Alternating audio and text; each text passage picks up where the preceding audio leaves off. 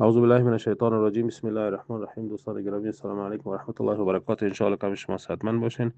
دوستان عزیز، امروز همچنان به ترتیب سلسله حدیث های مبارک یک حدیث پیغمبر گرامی صلی الله علیه و سلم خدمت شما ترجمه و بیان میکنیم. ان شاء الله برای شما مفید واقع شود و از فضیلت از او برخوردار شوین.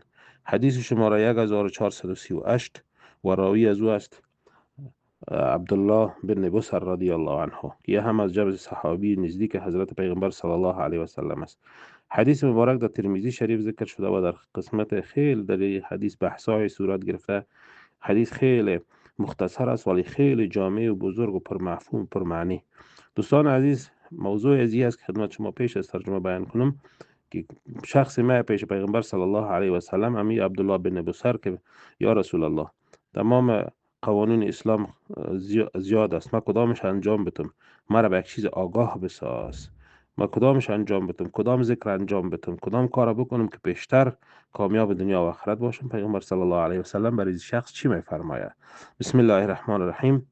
وانا عبدالله بن بسر رضی الله عنه ان رجلا قال یا رسول الله ان شرائع الاسلام قد كثرت علي فاخبرني بشيء اتشبث به. قال لا يزال لسانك رطبا من ذکر الله.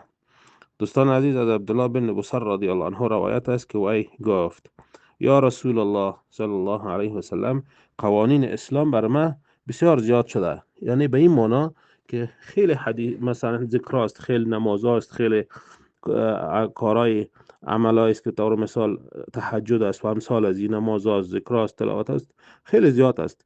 از جمع از اینا یک چیزی رو بر من بگو که من زیادتر به او چنگ بزنم، مرا به او خبر بده. اخبرنی، به من خبر بده، مرا آگاه بساز که من به او چنگ بزنم. پیغمبر صلی الله علیه و سلم برای شخص فرمود که چی کار باید بکنی. پیغمبر صلی الله علیه و سلم بسیار مختصر و کوتاه برای گفت لا یزال لسانک رطبا من ذکر الله. به این معنا که هیچ وقت زبانت را از ذکر خداوند جل علا شانه باز نمان. یا به یک گونه دیگه، این که همیشه به یاد خداوند تر زبان باشی. یعنی ذکر خداوند همیشه در زبان داشته باشی. و دو عبارت آمده که ذکر خداوند هیچ وقت از زبانت ننداز، و یا ای که ترتیب دیگه آمده این که همیشه به یاد خداوند تر زبان باشی. دوستان عزیز، در فضیلت یا در تفسیری از این حدیث مبارکی آمده شخصی که به پیغمبر صلی الله علیه و سلم چنین پیشنهاد کرد که شرایط اسلام خو خیلی زیاد است و خیلی ذکر هاست، ما کدام از اینا بگو؟ ما بر ما یک چیز را بگو، فاخبرنی بشیء، به ما یک چیز را بگو که ما به او چنگ بزنم که من رستگار شوم و زیادتر ثواب بگیرم. قد کثرت علی فاخبرنی گفت. در اینجا پیغمبر صلی الله علیه و سلم قال گفت لا یزال لسانک رطبا من ذکر الله. هیچ وقت زبانت را از ذکر پروردگار باز نمان، یا هیچ وقت زبانت را به ذکر نمان. و یا بعد عبارت دیگه که زبانت همیشه تر زبان باشی با ذکر خداوند جل علا شانه.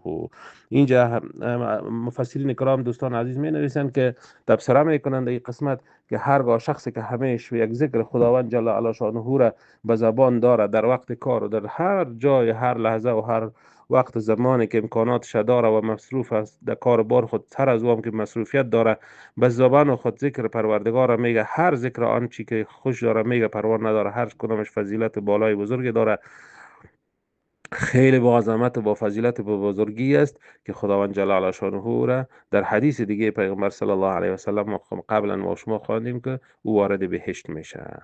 دوستان عزیز، خیلی کار آسان و ساده است که اگر ما شما در مسیر راه، در کار، در دریوری، در هر جایی که هستیم، اگر به زبان خود مفسرین کرام میگن، تفسیر میکنن که اگر یک شخص به زبان خود ببخشین به زبان خود ذکر کرده نمیتونه، به قلب خود بگوید سبحان الله سبحان الله، یک مدت زمان بگوید، قلب ازی و ای روشن میشه و زنده میشه و قلب ازی ذکر میکنه. ولو که شخص در کار و بار باشه، در صحبت کردن با یک کسی باشه، قلبش الله الله الله میگه، که قلب زنده شدن میگن. قلبش به ذکر الله زنده میشه، قلبش به ذکر نام خدا زنده میشه و او ذکر کرده میره. ولو که شخص در کار و بار، دکانداری و مصروفیت خود باشه، ولی قلبش الله الله بگوید، سبحان الله سبحان الله بگوید، یا الحمدلله والحمدلله بگوید، که این خیلی پرفضیلت پرعظمت بزرگ است که خداوند توفیق از این نصیب کنه و خداوند این مقام بر ما شما نصیب کنه تا از این مستفید شویم که قلب ما به نام الله، قلب ما به ذکر الله جل جلاله زنده شود، چون قلب خانه خداست، مالک از او خداوند است. پس وقتی که رابطه قلبت با خداوند رابطه شد، زنده شد قلبت به ذکر الله، دیگه هیچ چیزی نیست، ما رستگار هستیم ان شاء الله که ما رستگار دنیا و آخرت هستیم. که قلب ما به نام ذکر الله زنده شود و او بگوید که الله و ما مصروف کار باشیم و او خداوند یاد بکنه و الله بگوید و قلبم خانه خداست و مالک از هم خداست. ببینید دوستا چی یک رابطه نزدیک است. خداوند همه ما را نصیب کنه، این مقام پروردگار به همه ما توفیق عنایت فرماید. دوستان به می اتکا میکنیم که همیشه کوشش بکنیم که ذکر ما زبان ما تر باشه و ذکر الله جل شانه. دعا میکنیم پروردگار ما را توفیق عنایت ذکر فرماید، پروردگار ما را توفیق مزید فرماید تا همیشه زبان ما با ذکر پروردگار تر باشه و ما رستگار دنیا و آخرت شویم. خداوند همه اموات ما را غریق رحمت بگردان، همه مریضای ما را شفای کامل عاجل و خیر و عافیت نصیب بگردان، همه دوستا و عزیزای ما را که مقاصد شرعی دارن مقاصد شرعیشون را برآورده خیر بگردان. تمام مردم پریشان و دیندار و قصدار و پریشان ما را از پریشانی و مشکلات دینداری و قصداری خلاص بگردان. و آخر دعوانا ان الحمد لله رب العالمین. کامیاب سر بلند موفق بشین. السلام علیکم.